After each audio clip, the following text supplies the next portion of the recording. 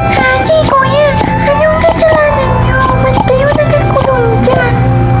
Yun nga ang hindi namin alam, Gino.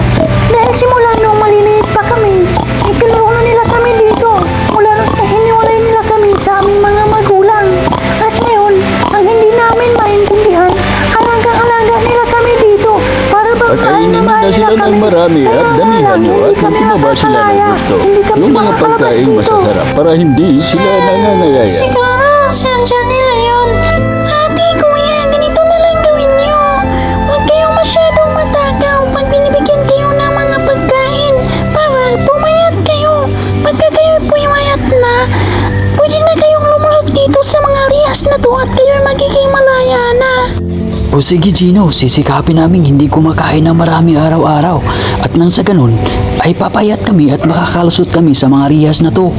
O sige kuya, mag-iingat kayo. Basta huwag kayong kumain ng mga tira-tirang pagkain na binibigay sa inyo. Dahil yun yung nagpapatabat sa inyo. Ikaw Gino, mag-iingat ka. Huwag kang basta-basta kumain ng mga pagkain binibigay sa'yo sa mga tao. Sige Gino, maraming salamat sa iyong paggalaw at kami natutuwa at iintayin namin ang iyong pagbabalik. Ate, kuya, maraming salamat sa inyong paalala. At kailangan ko na rin umuwi dahil ako'y pinababantayan sa akin, Gino. Ingat sa pag-uwi Gino.